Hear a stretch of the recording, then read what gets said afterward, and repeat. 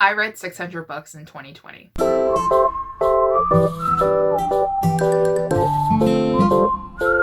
Hi guys, welcome back to the channel. Now for today's video, I'm going to be actually doing a video on how I actually surpassed my Goodreads reading challenge in the year 2020. I think as tracked by Goodreads, I think I read over 630 books. So I'm very excited about the number, but I also want to break it down to my viewers and to new subscribers on how I actually accomplished this goal and how I actually did it. With that being said, I also want to start off with this video by letting you guys know that reading is a hobby. It is not a job of mine. It is not something that I want to suck the joy out of, and you guys should always think about that as well, because reading is a hobby. It is not a competition between you and some other people on the internet. It's not a competition between you and your friends or your family. It should be purely because you just want to read books and you want to enjoy as many books as you can. The number of books that you read in each year is a good amount of number, and you need to be happy about it, because as long as the books that you're reading are books that you really enjoy and you actually wanted to read, it counts as something, and it doesn't matter how big or small the number is. It's always kind of quality over quantity. Now, back in last year in March of 2020, I actually uploaded a video where I talked about some of my tips and tricks, and to prepare for this video, I actually went back and actually watched that video to see what kind of tips I had for that video so that I could come up with different tips for this video at the end of the year and reflect on how I achieved that goal. But if you guys haven't watched that video yet, definitely go check it out. But for this video, I'm going to give some tips on how you can achieve your Goodreads reading goal, or just to read the books that you actually want to read this year. So I think the number one reason of why I read so much this year compared to other years is simply because the world kind of shut down. We were in a global pandemic situation where my country was actually in lockdown for many months, where a lot of the things that I usually normally do weren't available to me anymore. So there was nothing that I can turn towards except for my love of reading and actually reading books. In the past couple of years before 2020 kind of hit, I've read on average around 360 books each year, kind of a book a day, and I enjoyed myself immensely. But since the global pandemic hit, I kind of surpassed this goal, mostly because I had nothing else to do.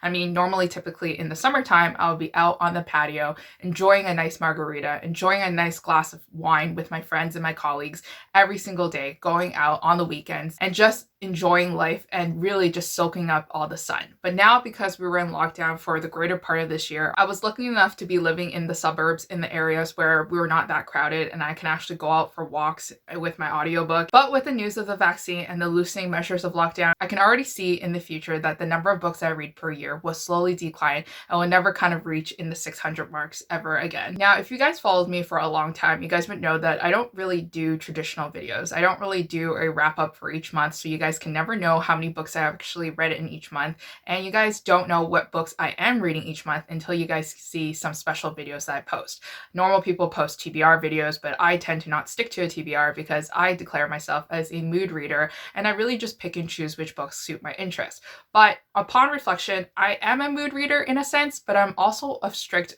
TBR follower in a sense as well. You guys probably realize that I do weird binges where I read a lot of books in a specific genre, or I pick an author and I read all their back listed titles, and it's just because this is kind of like my set TBR for the week. One of the tips that I do have for you is to always have a TBR in mind. If you guys are like me and you are scared of committing to a TBR, I would recommend setting a TBR for you for each week as you move forward, and depending on your mood. Now, my mood shifts every week, so this one works out for me because each week I kind of switch up on which genre I want to read, which book I want to read, and which author I want to read. And having a TBR is kind of like setting a goal for yourself for the week and setting up a challenge for yourself to stick to the number of books that you want to read. I find that setting a TBR really takes away the decision fatigue that I get when I'm trying to decide which book I want to read next, instead of wasting 2 hours staring at my shelf and picking and choosing which books that are of interest to me, and then ultimately going back to Netflix and picking a new TV show because I'm so tired from reading all these synopsises. Having a set TBR each week definitely helped me cut back on the time and gave me a goal to accomplish, and it felt really good when I finished those books per week, as well as not making me feel like that I had to commit to a TBR for the month. Now, another tip that I would give is actually to take part in reading challenge. I know a lot of commitment folks out there don't want to take part in readathon challenges simply because they have to commit themselves for a specific period of time and read a specific genre or read some specific books that follow the challenges of the readathon. And I know it's really hard, but I found myself actually reading more books simply because I was taking part in these challenges and also because I was actually hosting these challenges. So if you guys are scared of joining challenges because you're not sure if you can commit to it, I would recommend you to actually try to host a challenge so that you guys can hold yourself accountable to reading these specific books or reading a specific genre that the readathon entails. Last year, I hosted 2 readathons called the Historical Romance Readathon and also the Paranormal Romance Readathon. I found myself holding myself accountable to reading as many historical romance books I can during that period and also reading as many paranormal romance books during that other period too as well. I found myself reading a lot more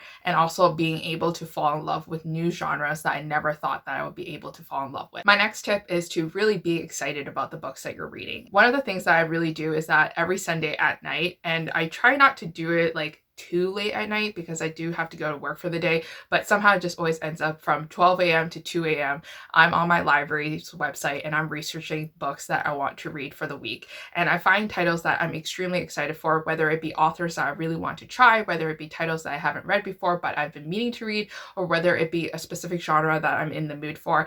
Being excited about the books that you are putting onto your weekly TBRs really help you to commit to reading more, especially when all you want to do is kind of go on Netflix and pick a show you want to watch simply because it's easier than picking out a book. Having a weekly TBR and having that TBR filled with exciting books that you researched every week will definitely help increase the number of books that you read each week. Researching books each week can also help you with keeping up with new releases that come out each month. So I definitely recommend you to follow this tip if you're always looking for the next best read. So the next tip that I have for you is kind of a controversial tip, but I feel like that this one, you're allowed to do this because you yourself are a reader. You are in control of your reading habits and you are in control of your reading lifestyle. So the next tip that I have for you is actually just to skim.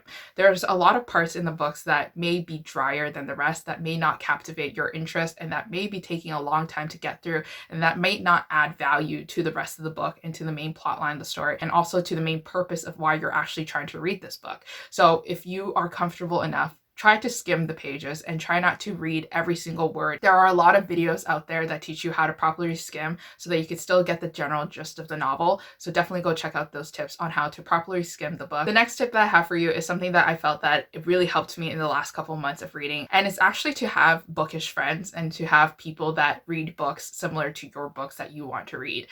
Mostly because you guys are always kind of having this community of readers that are hyping you up to read the next book. They're giving you new recommendations that you could be excited for, and they're letting you know books that you should avoid. I find that talking to my best friends about books that I'm currently reading really hype me up to read more because they can give me their thoughts if they read that book, and also because it holds myself accountable that I'm continuing reading my TBR, and also I'm giving myself the energy to read more by venting about a book that I don't like or venting about a book that I really enjoy, and it makes me further want to read more books from this author's works. So I really recommend you making bookish friends on Bookstagram and also on the booktube community or on forums, just so that you can have someone to talk to about your books, because once you're excited about it, you're definitely going to read more. So the last tip that I have for you is actually a tip that I already mentioned in my previous video, and this one's actually to listen to audiobooks. I have a lot of followers actually come to me and ask me how I have the opportunity to read so many audiobooks, and I want to give the obvious answer, and the obvious answer is that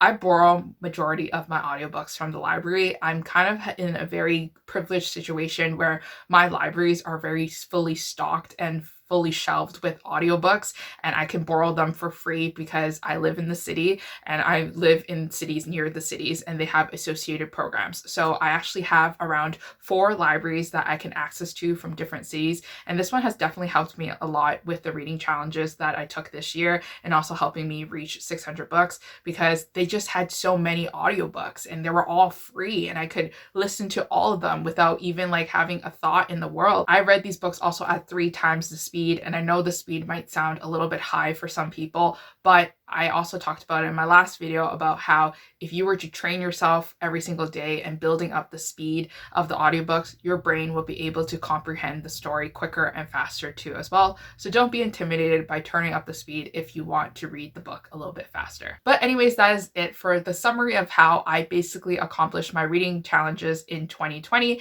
and also surpassing 600 books in the year 2020 as well. This year for my 2021 reading challenge on Goodreads, I think I'm going to still set it to 50 books because I feel like that's a fair number.